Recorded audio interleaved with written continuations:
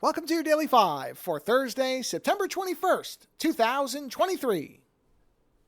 Dr. Douglas Bielmeyer and I are going to be doing a series of shows. I'm pretty sure it's going to be at least 2, if not 3 episodes. I just have a hunch.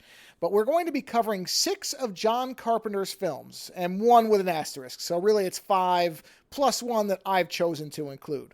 And these 6 films, when we picked them with no coordination. We came up with this idea, but we did not pick movies in any type of agreement. We just picked randomly 3 movies each. And it just so happened that these 6 movies pair up exceptionally well to talk about. So the 6 movies are, I don't remember if I said this on the show or not. I don't think I specified the movies.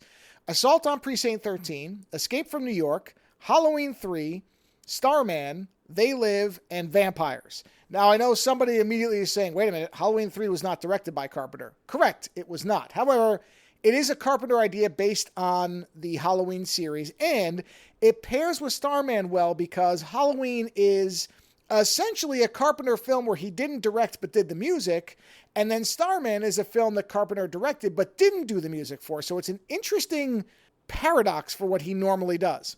Anyway, we'll get into that in the episodes. But rewatching all these movies pretty rapid fire, because I watch a lot of the movies I like out of Carpenter's filmography often, but I don't usually watch them in close proximity. And so I noticed something this time that I really never thought about before when it comes to the movies I like of his best, which is, Assault from Precinct 13 is in there, Escape from New York is certainly in there. Again, Halloween 3 is an asterisk, I get that. And then They Live is another one, but a lot of them are very simple movies. And I'm not saying that this is some revelation that I'm coming up with that somebody else didn't already come up with, but I just never thought about it before. It never really occurred to me that many of these movies, if you were to describe them, not much really happens. Meaning, for example, Starman, great example. Starman is basically a 3-day drive with 2 people, an alien and a human being. That's it. It's a human being giving an alien a Uber ride to his pickup point, or, to depart on his ship. That's all the movie is. And what's interesting is that is a weird thing to say because that movie showcases, and Carpenter had said this was his intent, so many different areas in the United States. It very clearly goes to all different locations to showcase the beauty of the United States in this tract of, where they drive from the north to the south.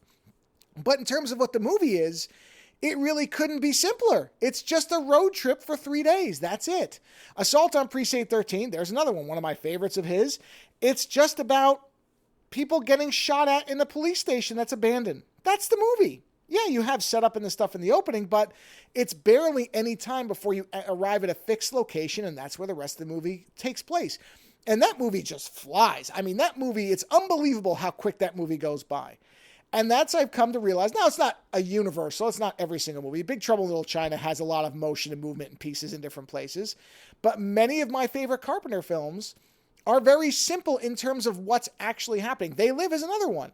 It really is 2 places. Well, it's really 3 places. It's a homeless camp, street scenes, and the TV station at the end. And that's really it. And I'm not saying that as any kind of criticism. I actually think that makes the movies more impressive to me, is that they don't, because so much of what we have now in modern filmmaking, and this isn't necessarily a dig at this type of movie, but it's very common, is the big Mission Impossible showcase where, okay, we're going to a location and we're going to have a huge action set piece there. Then we got to go to another location, huge action set piece there.